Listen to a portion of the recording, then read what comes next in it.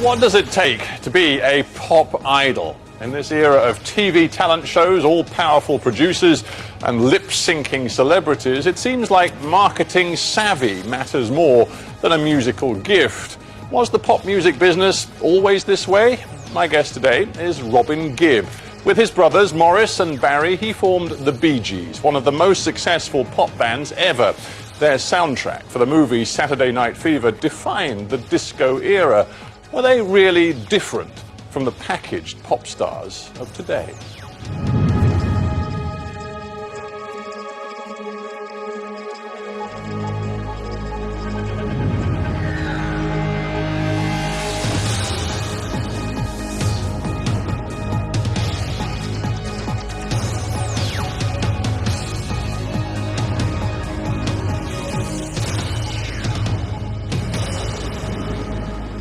Robin Gibb, welcome to HardTalk.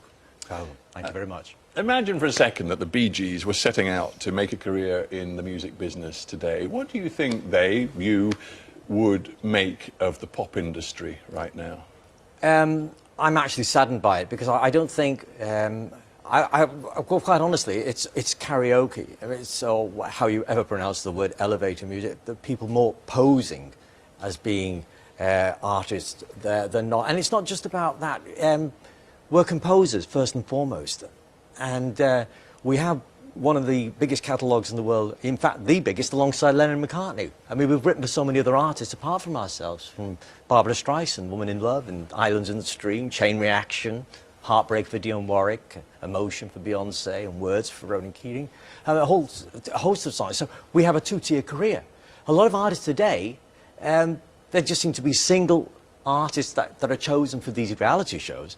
And quite honestly, they've probably never had a history of actually paying their dues and working their way in the industry. And when you see a show here in the UK like The X Factor, which has an enormous influence on the charts, and which Simon Cowell produces, and of course he owns the rights to most of the acts that are successful as well, do you burn with resentment? No, because I see these shows more as television shows rather than actual discovery of talent. And in essence, when these shows go off the air and these guys win, they're on their own. They've got to really prove themselves whether they sink or swim. Sting, I think, he said that the danger is, and you mentioned the word karaoke, as did he says the danger is that it's putting popular music back decades. Yeah. I mean, is that really true? Well, when we first started out, people always said, was it easier? Well, it was harder because you had to be able to sing. You had to have an act. You had to be able to sing live. And record companies would evaluate you on that because for promotion reasons, they wouldn't sign you. And it was much harder to get records on the radio. The standard was higher.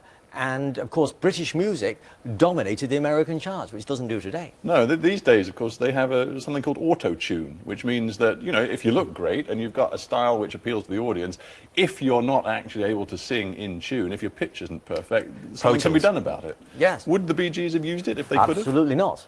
Absolutely not, because we started writing songs when we were 8 years old and started natural harmony. Nobody ever taught us anything. So we did it out of fun. For nothing else. We started in Manchester just copying what we heard on the radio and imagining what their new single would be like. And as young as 8 or 9, we were actually imagining and composing music. But Robin Gibb, isn't there a danger, and goodness knows I'm prone to it myself, of thinking that the good old days were always better? I mean, isn't the truth? And I saw it the other day. Natural is better.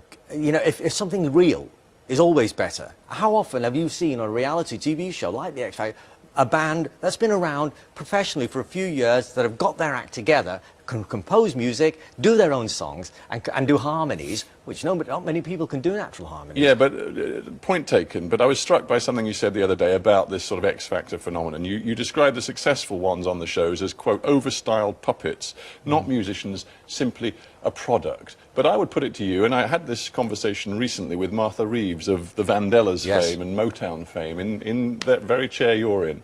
And I said to her, in the end, Berry Gordy was treating the musicians that he had on the Motown label as a product, as a commodity to sell. And it's always happened in pop music. I think, well, that's, in the terms of Motown, that was probably conveyor belt kind of music. There was a host of that, and Holland Dozier in Holland were writing for a lot of host of artists.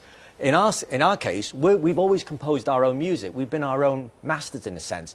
We've never relied on other people to write our songs. Our whole catalogue has been composed by us, and we've never actually been taught anything about music.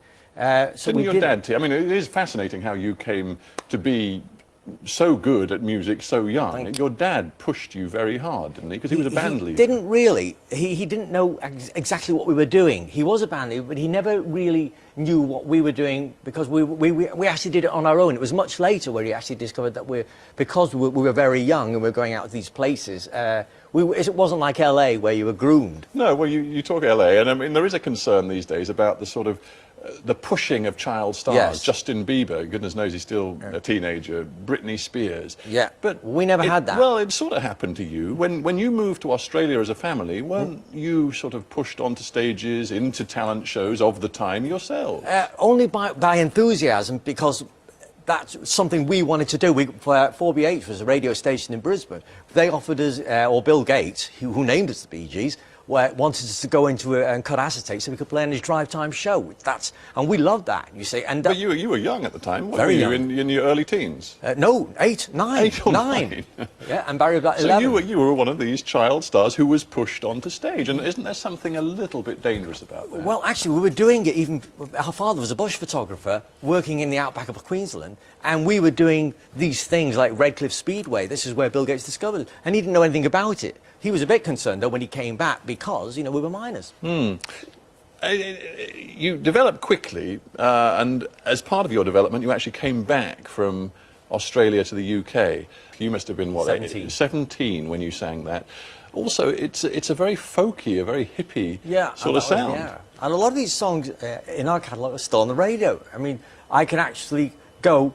And on the radio, I could turn the radio on any given commercial station, including the BBC, and hear 5 Gibb Brothers songs a day, also in America at the same time, as well as here in Europe, because of all the other artists that we've written for, as well as ourselves.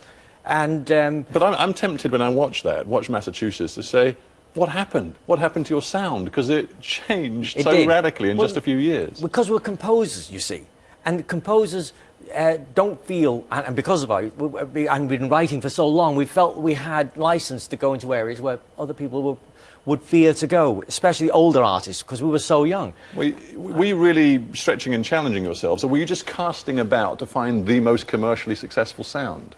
Well, composers just like to be adventurous. We were having fun. It's like Islands in the Stream is the most successful country song, and we've never really lived in Memphis or Nashville, and for Dolly Parton.